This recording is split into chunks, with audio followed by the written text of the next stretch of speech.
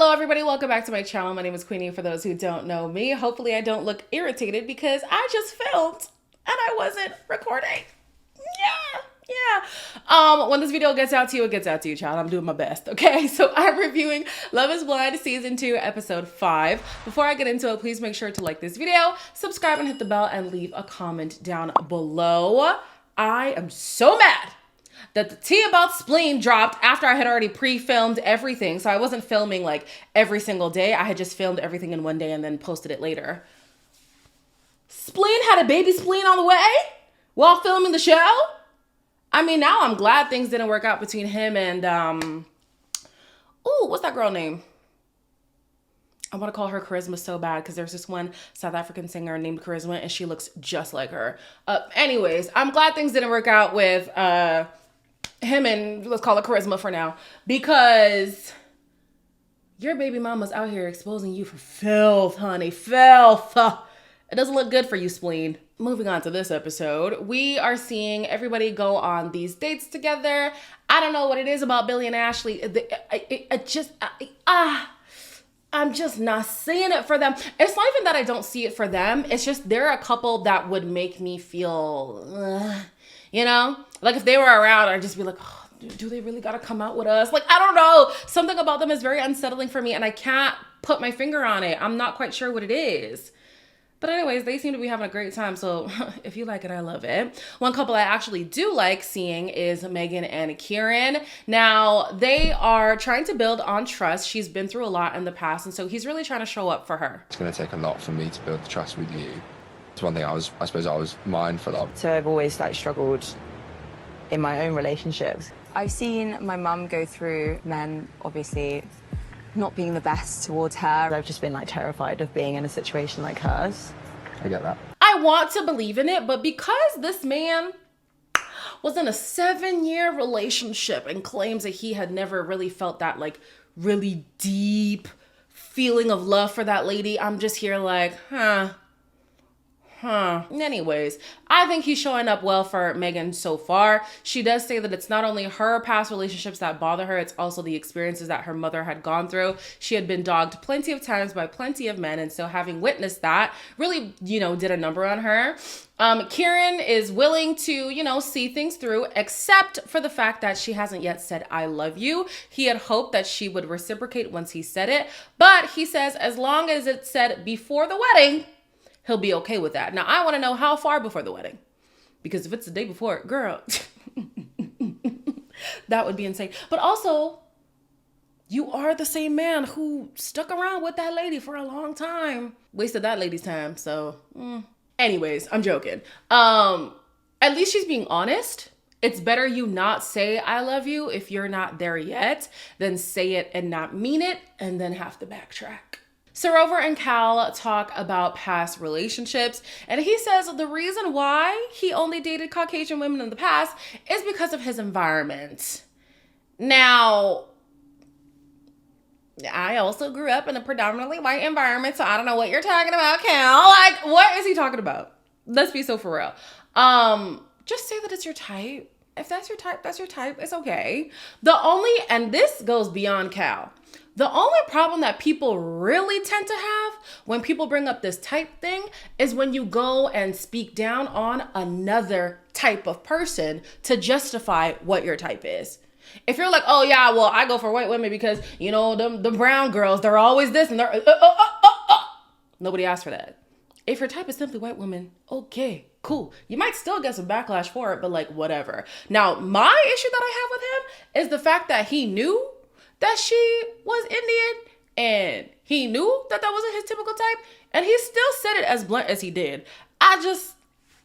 Somebody who's really sensitive, that could have done a number on them. Thankfully, it doesn't seem like Sarover has a problem. She's like, well, he loves me, so that's all that matters at the end of the day. Yeah, I hope so. I hope so. Anyways, Cal is still thinking about Katisha a lot and he's like, I really just don't like how she did Damola. And listen, if Damola did not send for you, drop it. And even if Damola did send for you, drop it. Focus on your relationship. Face your front, sweetie. The lady said she has no problem with the decision that she made. Let her sit in it. She's gonna regret it, But let her sit in it. That's her business. If it blows up in her face, then it blows up in her face. Don't stick your nose in it to get blown up in your face too. Barda and Jed, I think they were doing ATVs. And she was in the driver's seat. And he's like, oh, not really used to that. And she's like, well, get used to it, baby. I'm not mad at it.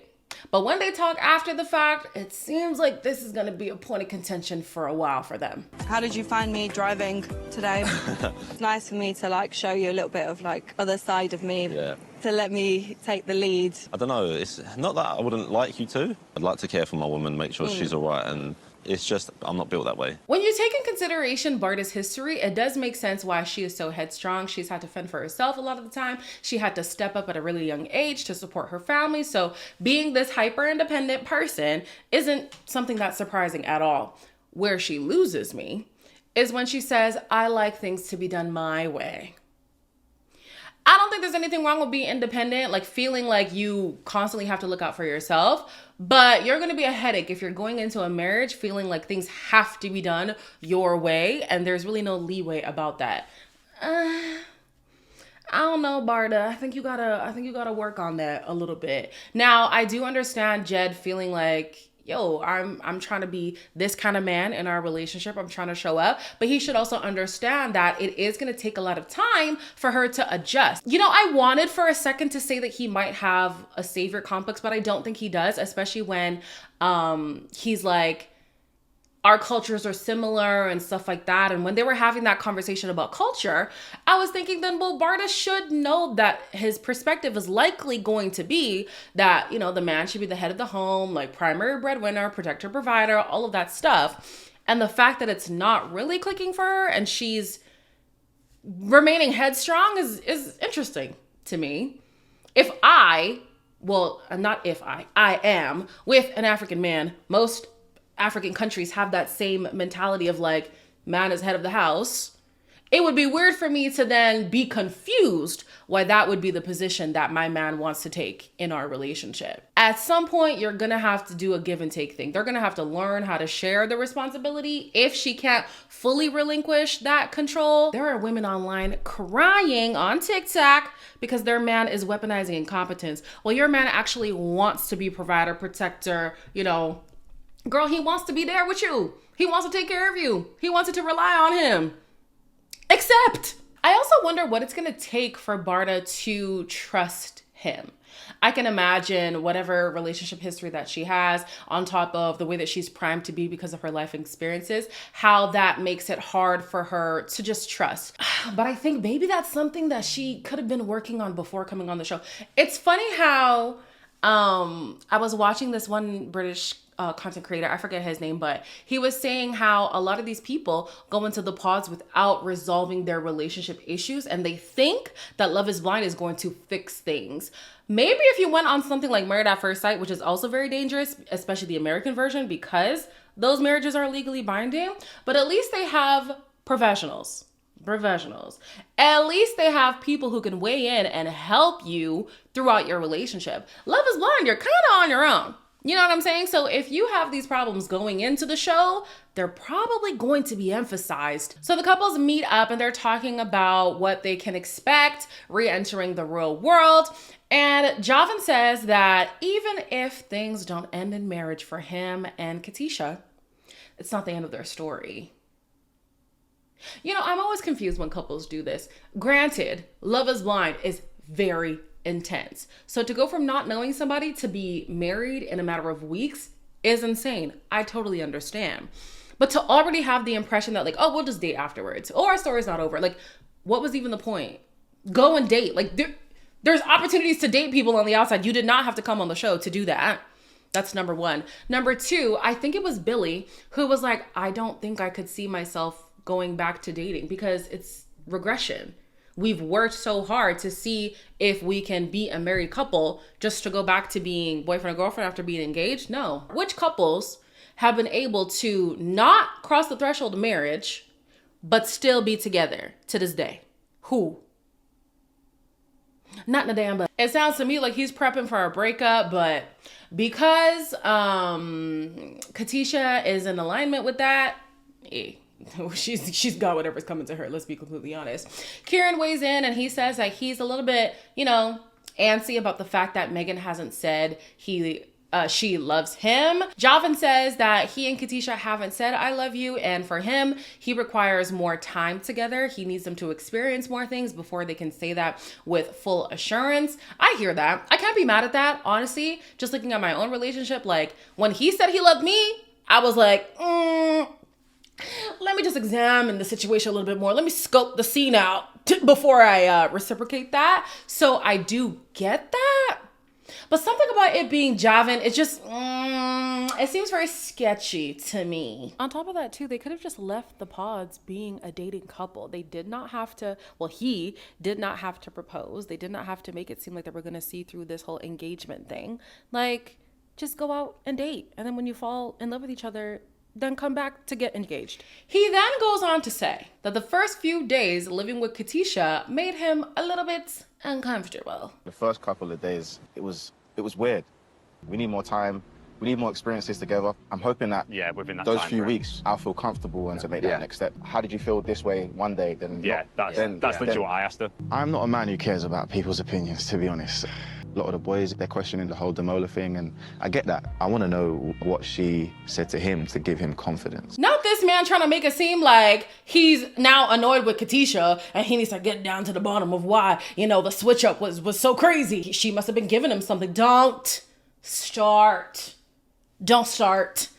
You wanted to win by any means, and when you did, what is the problem now? This is the same man who, when he realized he was falling behind in the race, he started to use manipulation tactics. Yes, manipulation tactics, Javan, because apparently you be out here to people them comments acting a damn fool. You were using manipulation tactics. Oh, I was just about to leave. He's the same man who was like, well, if I open up, will that work for you? Like, will that do it for you? To almost make it seem like now that I've opened up, you owe me something because you said this would do something for you. Now I've done it. So you better, you know, return my investment. I don't know how Katisha missed the signs, baby, but we are seeing them clear as day. I don't want to hear it now from Javan making it seem like, oh, he's been the one who's been bamboozled, two-timed. Boy, bye. We cut to Katisha talking to Ashley, and Ashley just wants to make sure that Katisha has made the right decision. I think people should just leave Katisha alone. Let her get burnt by herself. Let her get burnt by herself. She keeps saying time and time again to people, I know the decision I made. I thought about it thoroughly. I don't regret it. Leave her be. If she had concerns, if she was still on the fence, I could understand people trying to, you know, reason with her, trying to understand what got her to that decision. But the lady is standing 10 toes down. Let her stand. Okay? She then gets a little bit emotional because she's like, oh, my relationships have just been so chaotic. My life is so chaotic, which is why it confused most of us why you then chose chaos again. But okay, fine. But at the end of the day, she's like, yeah, Demola is not still on my mind.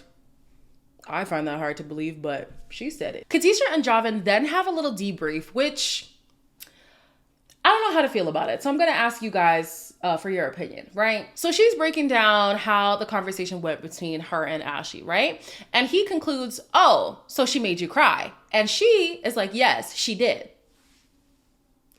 Did she make you cry? She said something that maybe triggered you, but I don't think the intention in that conversation with Ashley was for her to make you cry. I don't know. Where it kind of confuses me is because when Katisha was crying, Ashley did say, oh, you needed this. So maybe she was looking for tears, but I just find it weird for Katisha to agree that, like, yeah, she made me cry. She gives the impression that, like, she likes to be the victim, maybe. You know, she likes to make it seem like she'd been manipulated in the past. Like, this is the same one who was cheated on multiple times and you still stayed. And then you're going to choose somebody who reminds you of your past. Baby girl, at some point, you got to look within. At some point, you got to be introspective. So speaking of introspection, Javan is asking her, you know, there has to be a reason why Demola thought he was locked in. Did you say something to him? This girl goes and confesses. There was obviously some kind of something he was fed. And if you don't want to tell me about it, you don't have to, like... You don't want to tell me. You're not going to tell me, innit? Well, it is a big deal. It's not. I told him not to worry. Okay. Is that behavior gonna repeat itself? Yeah. Katisha, I will not forgive you for making me side with Javin. Because now this man has the one up on you because sure enough, you did sell somebody a dream and then switch that dream into a nightmare and then switch to old boy to make it seem like you were two-timing them. That's what it gives. Now, if he's all of a sudden feeling unsure, he can use that as an excuse when in fact, he was never really serious about you. He just wanted to say he won. And after he won, there was nothing else to be like proud about beyond that. Let's be so for real. So now it's annoying that, oh God, I want so much more for Katisha, but over the last few days, me and my friends have been talking about, me and a few friends have been talking about this. And honestly, maybe Katisha, this sounds so bad, but maybe Katisha needs to get burnt one more time to teach her not to go over there anymore. You know how you learn as a kid not to do certain things? By getting hurt. You know the stove is hot because it touched it and it was hot. You know the concrete is hard because you fell and it hurt. You know what I'm saying? Maybe she didn't get hurt enough. And I'm not saying I want her to go through something crazy. I'm not saying that. But the wake-up call has not come. I don't know what it's going to take, baby, but ring, ring, okay? This is entertainment for me. Before y'all run with weird stuff, this is entertainment, okay?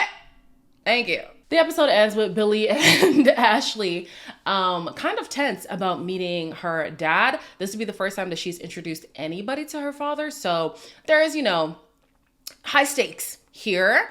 I thought it would go well. I literally wrote down and things went well. But how the conversation started, it's seeming as if dad is not really going to approve. So we'll see how that goes on the next episode. As always, like, comment, share, and subscribe. And I'll see you in the next one.